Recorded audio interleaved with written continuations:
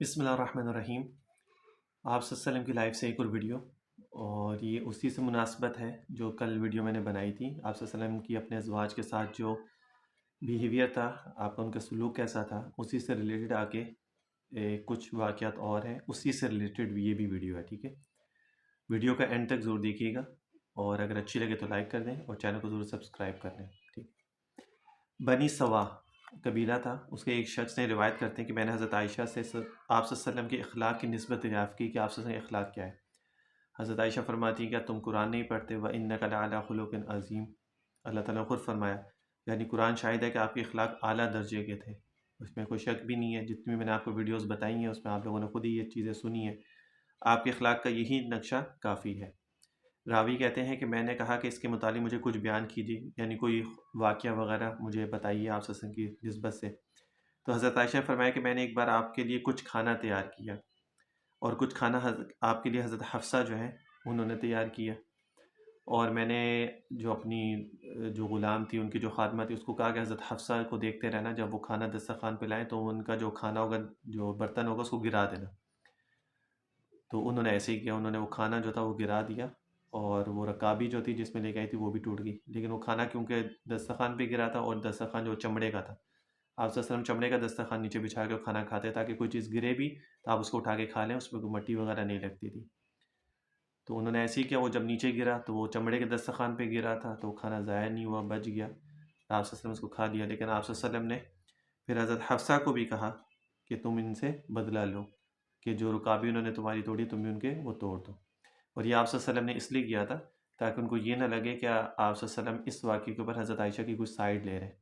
تو بدلہ دلوانا جو ہے اس میں کوئی غلط چیز نہیں ہے، اور یہ جو تھا نا، یہ عمل یہ معمولی سا خفیف سا عمل تھا، اور ایسی چیزیں جو ہے نا، چھوٹی موٹی چیزیں چلتی رہتی تھیں، لیکن لوگ کیا کرتے ہیں کہ ان چھوٹی چھوٹی چیزوں پہ بھی نا لوگ بڑی بڑے ایشوز بناتے ہیں، توبہ استغفار، تہمت لگانے میں، کسی کو برا کہنے میں، چاہے وہ ازواج ہوں چاہے وہ صحابہ ہوں، کسی کو بھی برا کہنے میں چھوٹی چھوٹی باتیں بھی ڈھونڈتے رہتے ہیں۔ اب اگر ہم اپنی نظر سے دیکھتے ہیں ہم تو کہتے ہیں یہ تو معمولی سی ایک بات تھی، ٹھیک ہے نا، لیکن جب دشمن صحابہ ہو یا دشمن ازواج مطہرات ہو تو وہ یہی کہے گا کہ دیکھو جی ان کو تمیز نہیں تھی، توبہ استغفار، انہوں نے دیکھو کھانا ضائع کروانے کے لیے جلن تھی، حسد تھا، پتہ نہیں کیا کیا توبہ استغفار کہہ سکتا ہے۔ اس لیے میں ہمیشہ کہتا ہوں کہ جہاں پہ صحابہ کی بات ہو، ازواج مطہرات کی بات ہو، اہل بیت کی بات ہو، وہاں پہ اگر ان لوگوں کے خلاف کوئی بھی چھوٹی سی بھی بات کی کوئی کرے تو وہاں پہ اسی ٹائم اس کو روک دو، ٹوک دو، اس کو سختی سے ٹوک دو کہ میرے سامنے بالکل بھی نہ صحابہ کی، نہ ازواج مطہرات کی، نہ اہل بیت کی کوئی بات کرو۔ پھر بھی اگر وہ نہ رکے، بس ضد رہے، تو وہاں سے اٹھ کے چلے جاؤ۔ اچھا، اس کے بعد ایک اور واقعہ ہے کہ حضرت عائشہ فرماتی کہ میں آپ صلی اللہ علیہ وسلم کے پاس حریرہ لائی، حریرہ جو میں نے آپ کے لیے تیار کیا تھا۔ میں نے حضرت سودا سے جو وہاں موجود تھی کہا کہ تم بھی کھاؤ، تو انہوں نے منع کر دیا، تو انہوں نے حضرت عائشہ نے فرمایا، اب دیکھو نا، یہ آپس میں ان کے یہ ہنسی مذاق بھی چلتا تھا۔ حضرت عائشہ نے حضرت سودا سے کہا کہ تم نے نہیں کھایا تو میں تمہارے فیس پہ لگا دوں گی،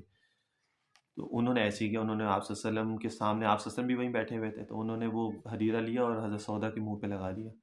آپ صلی اللہ علیہ وسلم نے حضرت سودا سے بھی کہا کہ تم اب ان سے بدلہ لو اور ان کے فیس پہ لگاؤ، پھر انہوں نے ان کے فیس پہ بھی لگا۔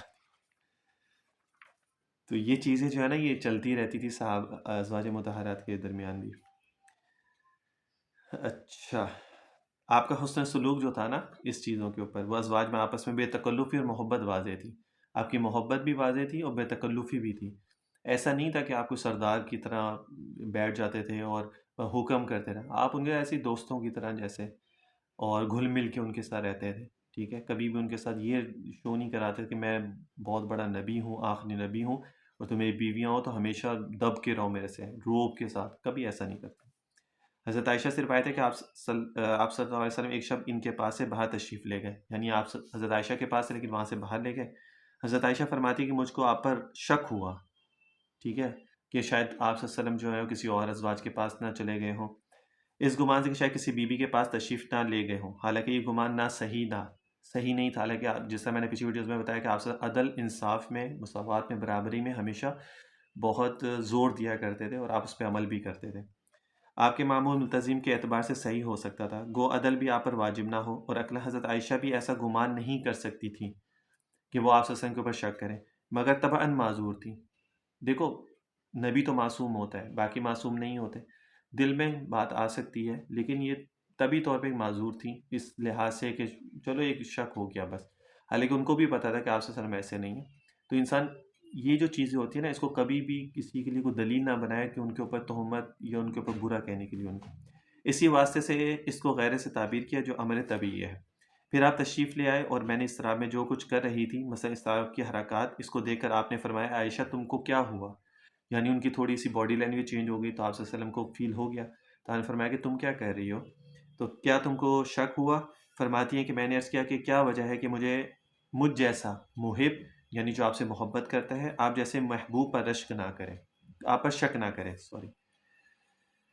رشک نہ کرے۔ آپ صلی اللہ علیہ وسلم نے فرمایا تجھ کو تیرے شیطان نے پکڑ لیا، یعنی ہر انسان کے ساتھ ایک شیطان ہوتا ہے، تو تجھ کو تیرے شیطان نے پکڑ لیا۔ میں نے عرض کی یا رسول اللہ کیا میرے ساتھ کوئی شیطان ہے؟ آپ نے فرمایا ہاں، اور تمہاری کیا تخصیص ہے؟ ہر آدمی کے ساتھ ایک شیطان ہے۔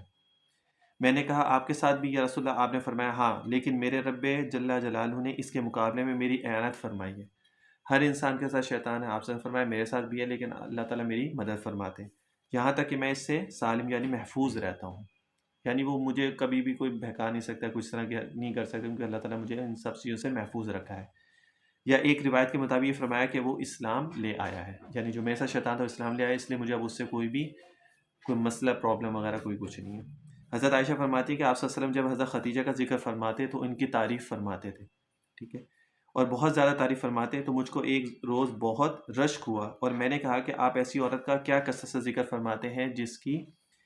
یعنی دانت ان کے جو تھے وہ ٹوٹے ہوئے تھے اور ان کے جو مسوڑے تھے وہ نظر آتے تھے۔ اللہ تعالیٰ اس کی جگہ اس سے اچھی دے دی، یعنی میں ہوں، کیا ان سے اچھی آپ کو ایک اور عورت مل گئی ہیں؟ آپ نے فرمایا اس سے اچھی اللہ تعالیٰ مجھ کو نہیں دے سکتے، حضرت خدیجہ سے اچھی مجھے کوئی بھی نہیں مل سکتی، کیونکہ وہ مجھ پر اس وقت ایمان لائیں جب دوسرے لوگوں نے مجھے چھوڑ دیا، دوسرے لوگ مجھ پہ ایمان نہیں لائے تھے، ان سے مجھے اولاد بھی ہوئی، انہوں نے میری مدد بھی کی ہر لحاظ سے، اچھا انہوں نے میری مالی مدد بھی کی، اولاد بھی دی، ٹھیک ہے، اور لوگوں نے جب مجھ سے بغض رکھا، نفرت مجھ سے کی، تو اس ٹائم انہوں نے میرا ساتھ دیا، تو اس لیے میں ان کی برابری کوئی نہیں کر سکتا۔ آپ صلی اللہ علیہ وسلم کے یہ کہہ رہا تھا۔ اس واقعے میں آپ کا تعلق حضرت خدیجہ کے ساتھ حضرت عائشہ کے تعلق سے اقویٰ تھا، یعنی جو آپ کا جو ریلیشن تھا حضرت خدیجہ کے ساتھ وہ بہت زیادہ اسٹرانگ تھا، اس طرح کا ریلیشن آپ کا کسی ازواج کے ساتھ نہیں تھا۔ ظاہر ہے حالانکہ جذبہ طبعیہ کے اسباب حضرت عائشہ میں زیادہ تھے، یعنی آپ کو محبت حضرت عائشہ سے بھی بہت زیادہ تھی، لیکن اگر آپ ان کو کمپیریزن کریں تو وہ نہیں ہو سکتا تھا، کیونکہ حضرت عائشہ کا جو کمپیریزن تھا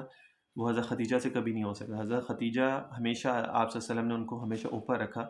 اس کی وجوہات میں نے آپ کو بتائی ہیں کہ سب سے پہلے ایمان لے کے آئیں، مالی مدد بھی کی، اولاد بھی ان سے ہوئی، کسی اور ازواج سے ان کی اولاد نہیں ہوئی، تو یہ سب چیزیں تھیں۔ تو ظاہر سی بات ہے جب آپ کو کسی سے کوئی چیز ملتی ہے اور کوئی آپ کا ساتھ دیتا ہے تو وہ ہمیشہ دوسرے لوگوں میں جب آپ کمپیریزن کرتے ہیں تو ہمیشہ آپ اس کو اسٹرانگ رکھتے ہیں، یعنی اس کو ہمیشہ امپورٹنس دیتے ہیں، اہمیت دیتے ہیں۔ تو یہی ریزن تھی کہ آپ صلی اللہ علیہ وسلم کا جو ریلیشن حضرت خدیجہ کے ساتھ تھا وہ بہت زیادہ اسٹرانگ تھا اور ہمیشہ رہا ہے، اور ان کی جو برابری ہے وہ کوئی نہیں کر سکتا۔ حالانکہ حضرت عائشہ سے آپ کو سب سے زیادہ محبت تھی باقی ازواج میں جو بھی تھیں، اور آپ ان کا بہت خیال بھی کرتے ہیں، جیسے میں نے پچھلی ویڈیوز میں نے بتایا بھی کہ ان کے ساتھ محبت، ان کے ساتھ کھیلنا، ان کے ساتھ باتیں کرنا، ان کا خیال رکھنا ہر لحاظ سے ہر چیز میں تھا، لیکن جس ٹائم پہ حضرت خدیجہ نے آپ کا ساتھ دیا تو وہ ایک الگ ٹائم تھا۔ تو اسی وجہ سے حضرت خدیجہ کی جو امپورٹنس جو رسپیکٹ آپ کے دل میں تھی وہ باقیوں میں سے کسی کی نہیں تھی، لیکن اس کا یہ مطلب نہیں کہ آپ حضرت خدیجہ کا امپورٹنس دیں اور باقیوں کو آپ نیچے رکھ دیں اور ان کو ان کی امپورٹنس، ان کے مرتبہ، ان کی عظمت، ان کی رسپیکٹ اس کو کم کر دیں، یہ نہیں ہے، ٹھیک ہے نا؟ تو ان چیزوں میں ہمیشہ احتیاط کیا کریں، چھوٹی سی چھوٹی چیز بھی نہ ہو کہ ہمارے اسلام میں سے ہمیں خارج کر دے، یا ہمارے لیے قبر میں ہمارے لیے پرابلم ہو جائے، یا آخرت میں ہمارے لیے مسئلہ ہو جائے۔ تو سب کی عزت کریں، ٹھیک ہے، سب کا احترام کریں، اور سب ازواج ہمارے لیے ایک مائیں ہیں، ہماری امہات المومنین میں سے ہیں، بس اس سے زیادہ نہ اس بارے میں بحث کریں، نہ باتیں کریں، نہ کچھ اور کریں، بس۔ صلی اللہ علیہ وسلم تسلیما کثیرا کثیرا۔